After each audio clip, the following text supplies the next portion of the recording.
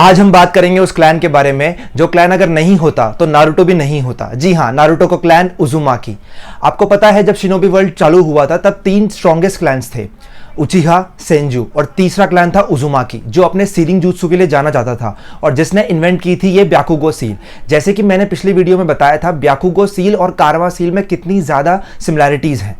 उस वीडियो में मैंने ये भी बताया था कि कैसे अमादो और शिबाई थे वो 2 मिसिंग ओत्सुत्सुकीज जिनकी टैबलेट सास्के को कारा डायमेंशन में मिली थी, और कैसे ये सारा प्लान है शिबाई का बोरुतो की वेसल एक्वायर करने का, और कैसे कवाकी है अमादो का बेटा। अगर आपने वीडियो अभी तक नहीं देखी है तो कमेंट सेक्शन में उसका लिंक है, अभी जाके देखिए।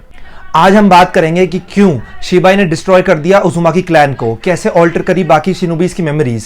आइए शुरू करते हैं, पर उससे पहले अगर आपने चैनल को सब्सक्राइब नहीं किया है तो उसे सब्सक्राइब कर दीजिए, क्योंकि मैं रहने वाला हूं कंसिस्टेंट नारुतो बोरुतो कंटेंट के लिए। सबसे पहले जो 2 ओत्सुत्सुकीज का पेयर आया था अर्थ पे वो थे शिबाई और अमादो। जी हाँ, शिबाई और अमादो जब अर्थ पे आए तो उन्होंने अर्थ को चाक्रा फ्रूट इसलिए नहीं बनाया क्योंकि उन्हें जैसे ही अर्थ पे डिसेंड किया शिबाई को आगे की मेमोरीज दिखी और उसे दिखा बोरुतो का जन्म, जिसने जोगन अवेकन कर ली थी। और उसने आगे फ्यूचर में ये भी देखा कि ये जो उसने इतनी सारी पावर एक्यूमुलेट कर ली है इतने सारे चाक्रा फ्रूट्स और प्लैनेट्स को कंज्यूम करके, वो कैसे उसकी बॉडी नहीं सह पाएगी, तो उसे आगे चल के एक नई वेसल की जरूरत होगी। इसलिए उन्होंने ट्राई किया अर्थ पे छुपने का जब तक बोरुतो पैदा हो सकता है, तो वो गए लैंड ऑफ वर्लपूल्स में। जी हाँ, वहां पे था उजुमाकी क्लैन। शिबाई और अमादो गए उजुमाकी क्लैन के पास लैंड ऑफ वर्लपूल्स में। जी हाँ, वहां जाके उन्होंने शुरू किया एक कल्ट लॉर्ड जाशिन जैसे। पर हमने लॉर्ड जाशिन को सुना है पर उस कल्ट के बारे में कभी नहीं सुना। मैं बताता हूं क्यों। जब शिबाई और अमादो गए उजुमाकी क्लैन के पास तो उन्होंने शुरू किया एक कल्ट, और उस कल्ट का एक ही मोटिव था,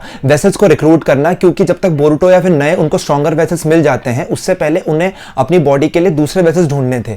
तो उनके लिए उन्होंने शुरू किया ब्याकुगो सील। जी हाँ, आपको तभी समझ में आता होगा कि ब्याकुगो सील क्यों इतनी ज्यादा कारमा से मिलती है, क्योंकि उन्होंने ब्याकुगो सील इम्प्लांट करना चालू किया लोगों में और सिखाना चालू किया लोगों को, क्योंकि उन्हें देखना था कि कौन इससे ज्यादा कंपैटिबल हो सकता है और कौन उनकी वेसल बन सकता है। क्योंकि उन्होंने कारमा इसलिए इम्प्लांट नहीं किया क्योंकि हमें पता है कारमा बहुत कम लोग सह पाते हैं और बहुत ज्यादा लोगों की डेथ हो जाती है। तो अगर बहुत ज्यादा लोग मरने चालू कर देते तो उन पे शक जा सकता था शिबाई और अमादो पे, और उन्हें अपनी आइडेंटिटी हिडन रखनी थी। इसलिए उन्होंने ब्याकुगो सील इन्वेंट करी और लोगों को सिखाया जो ब्याकुगो सील से ज्यादा अच्छे से सीख सकता था और उसे अच्छे से इंप्लांट कर सकता था और उसे अच्छे से यूज कर सकता था, वो उनके वेसल बनने के लिए काबिल हो सकता था। ये ब्याकुगो सील हो गई। आपको क्या लगा ब्याकुगो सील सोनाडे ने बनाई है? सोनाडे उसके ओरिजिनेटर नहीं है, सोनाडे सिर्फ एक चीज के ओरिजिनेटर है। अब हम बात करते हैं कि क्या हुआ ब्याकुगो सील के आगे।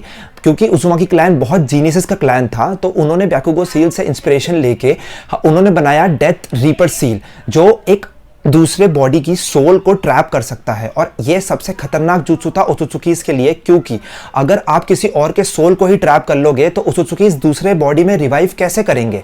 तो इसलिए ओत्सुत्सुकीज के लिए यह बहुत दिक्कत वाली बात थी। पर आप इसमें एक चीज नोटिस कीजिए, ये जो डेथ रीपर सील है ये भी ओत्सुत्सुकीज से ही इंस्पिरेशनल है, क्योंकि इसमें जो ये डेथ रीपर है ये ओत्सुत्सुकी की तरह ही लगता है। उन्होंने उससे ही इंस्पायर होकर ये डेथ रीपर सील बनाई थी। पर जब शिबाई को पता चला कि डेथ रीपर सील उन्होंने बना ली है और ये जीनियस का क्लैन है और ये आगे चल के इस जुत्सु को और परफेक्ट कर सकता है, तो शिबाई ने एक प्लान बनाया इस पूरे क्लैन को मिटाने का। और पूरे क्लैन को मिटाने के बाद उसने सबकी जो मेमोरीज है शिनोबी वर्ल्ड की, वो मेमोरीज ऑल्टर कर दी कि उनका जो है क्लैन वो वॉर में डिस्ट्रॉय हुआ है। अब आप ये पूछेंगे कि क्यों शिबाई ने कुछ उजुमाकी क्लैन मेंबर्स को छोड़ दिया। अब मैं आपको बताता हूं क्यों।